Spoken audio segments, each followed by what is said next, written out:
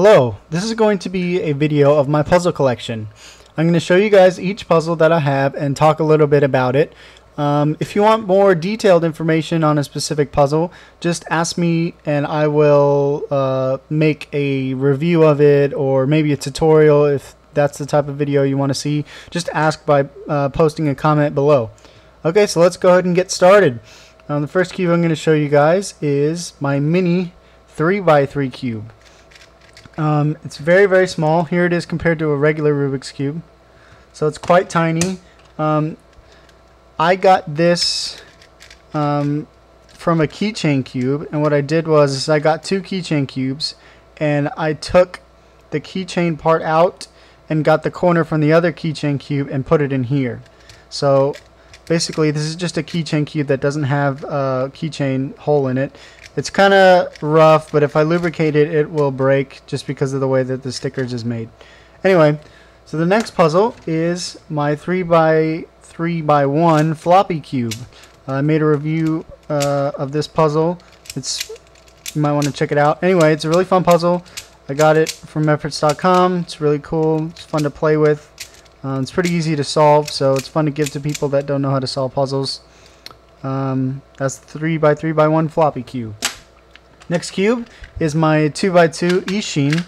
I replaced I replaced all the stickers, but more importantly I replaced the purple with a neon orange, so it kind of looks like a studio cube. It works really, really well. I haven't modded it. I've considered putting springs and screws in it, but it works pretty well right now, so I can't complain. It has a really nice tolerance. So here, I'll show you some of the tolerance it has. Look at that.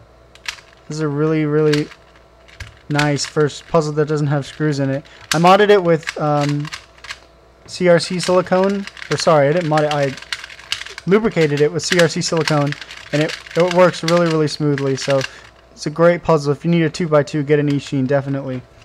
Alright, the next puzzle is my main speed cube, which is a new type A from CubeForYou.com.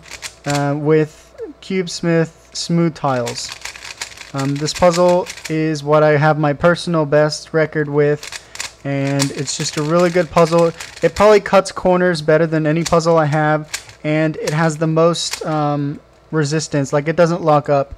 This puzzle is really good for not locking up, and that's probably why it's my best speed cube, is because all the other ones, sometimes they move a little bit better, like they're smoother, but they all lock up more than this one. This one hardly ever locks up at all, has a great amount of tolerance, and it's just a really, really great cube all around. The next puzzle is my old speed cube, which is the exact same as the previous one. It's a new type A, but it has CubeSmith texture tiles on it.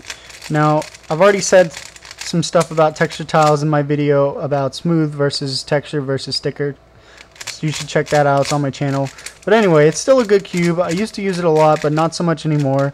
I lubricated it with a really old lubricant that I got before I had CRC silicone, so it's kind of sticky and it kind of grinds together a little bit.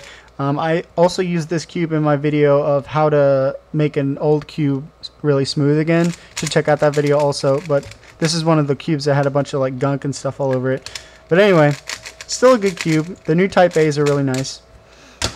Next cube is my replica studio cube, my studio cube replica.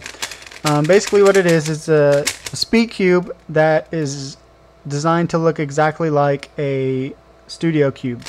That's basically what a replica is. It's really smooth, and it works really nice. It does lock up a lot though, just because of the pieces. It's made from a CubeForYou, the new CubeForYou speed cube, and those cubes are really good. They respond to silicone really well, but they are very pointy. Like the tips and stuff are all really, really pointy, so they kind of lock in together, and they lock up more than other puzzles that are kind of smooth and round. So it's a good puzzle, but it's not the best speed cube ever. The next cube is my actual studio cube. This is a legit studio cube made in Hungary, and I would take it out of the box, but I don't want to because it's really nice, and it's probably my best collector's item. So there it is. I am a collector, by the way, so I do have a lot of nice collector's items. This next cube I made a video on is the Yushin 3x3 DIY. if you saw my video, I mentioned a little bit about both of these cubes. The Yushin cubes are really good. Unfortunately, the seller that I bought them from is out of business. He doesn't sell these anymore. So sorry if you want to get one of these. But anyway, still check out my video of the Yushin 3x3 cubes to know more specific information on those.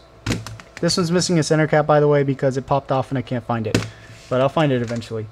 The next cube I have is my glow-in-the-dark, one of my glow-in-the-darks, with bright stickers. It has the blue mustard blood, but it has bright blue, neon yellow, and pink instead of red, neon pink. It has neon orange, neon green, and black.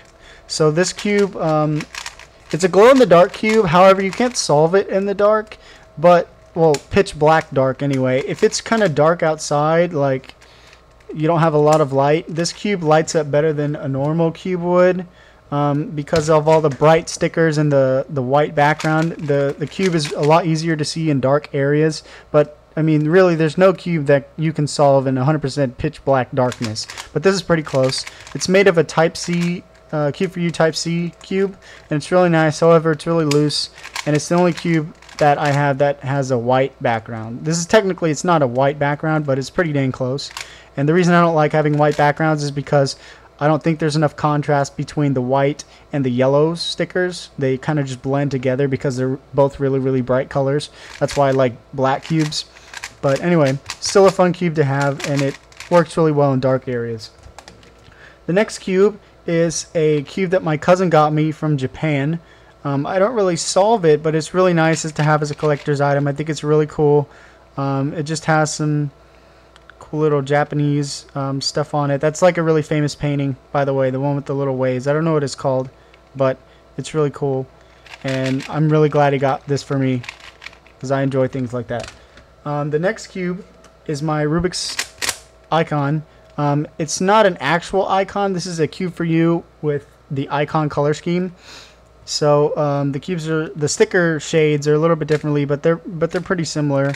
The layout is similar, and it has a chrome face. Basically, all you have to do if you want an Ion cube is order a normal cube, then order the gray series from Cube for You, and order a separate chrome, because the chrome ones you have to buy separately. So if you want a chrome one on there, then make sure you order that separately. But it's a fun cube. The next cube I have is my Ruben King cube. I got this the same time I got my other speed cubes. This is a Type A from Cube for You, and it works really well. I really like the Ruben King sticker set. I think it looks really nice, and for somebody who has never seen one before, they're like, whoa, what is that?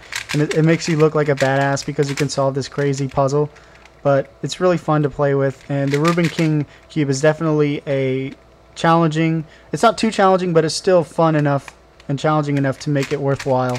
So if you guys have the opportunity to get a Ruben King cube, get one. Next puzzle is my Mirror Blocks cube.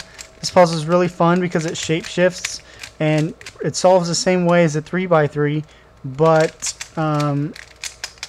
a lot of people don't know that. So when you solve it, it makes you look really cool. Again, like I've said before.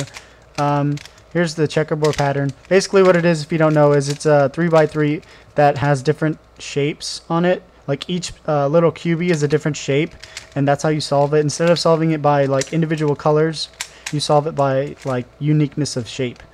So it looks really cool, and it's fun to solve. The next cubes I have are my Shepherd's cubes. This is the one I used in my tutorial video. It's a glow-in-the-dark. It's a blue glow-in-the-dark, so it glows blue, not that greenish color. And this is the Cube for You brand cube. This puzzle, I had neon stickers for this puzzle, but I didn't really think they looked good, so I just got regular white stickers for this one, and I put this on a blue. This is a blue transparent Type C. You can see kind of the blue transparent. When you look at it from far away, it looks like purple, but it still looks cool. It has a Cube for You core in it because the Type C cube comes with a white core, and I just thought the neon stickers with a neon orange core looked really cool, so I put a different core in there.